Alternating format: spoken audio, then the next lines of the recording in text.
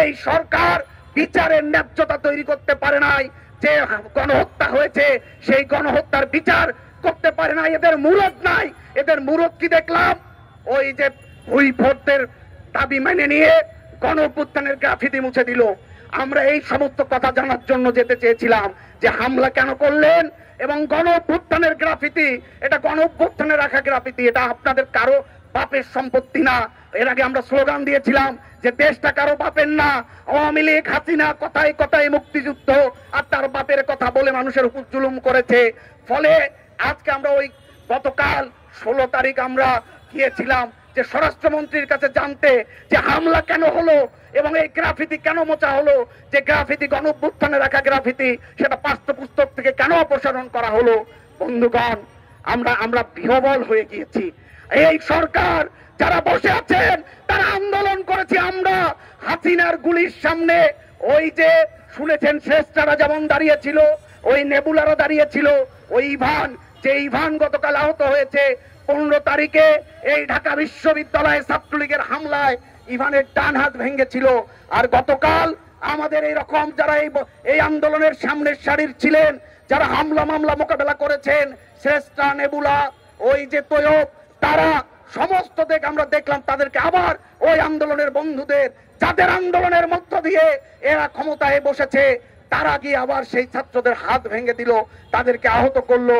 বন্ধুগণ, এই যে ঘটনা 15 এবং 16 তারিখের যে ঘটনা, এই দুই ঘটনার আমরা বিচার চাই, জড়িতদের সর্বোচ্চ বিচার চাই।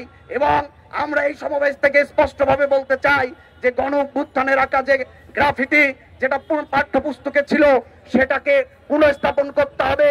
এবং এই যে 15 এবং 16 জুলাইয়ের ঘটনা, তাই নিয়ে অবিলম্বে এই যে স্বরাষ্ট্র উপদেষ্টা, মেরুদণ্ডহীন একজন ব্যর্থ স্বরাষ্ট্র উপদেষ্টা জাহাঙ্গীর আলম চৌধুরীকে অবশ্যই পদত্যাগ করতে হবে। আমরা আজকের এই সমাবেশ থেকে জাহাঙ্গীর আলমেরও পদত্যাগ চাই। জাহাঙ্গীর আলম চৌধুরী, আপনি সরে যান। আপনি কারো নিরাপত্তা দিতে পারেন নাই, আপনার থাকার অধিকার নাই। যদি জাহাঙ্গীর আলম যদি সরে না যায়, তীরটা আমরা ঘোরাতে জানি। ইন্টারিম গভর্নমেন্ট, ইউনূস সাহেব, আপনিও মাথায় রাখবেন যে 24-এর গণঅভ্যুত্থান শুরু হয়েছিল ক্ষমা চাওয়া থেকে, শুরু হয়েছিল পদত্যাগ থেকে, তারপর কিন্তু এক দফা হয়ে গিয়েছে, তারপর কিন্তু ক্ষমতার মসনদ হাসিনার টেকে নাই। ফলে ওই যে ইউনূস সরকার, আপনি খুব মনোযোগ দিয়ে শুনবেন আমাদের কথা।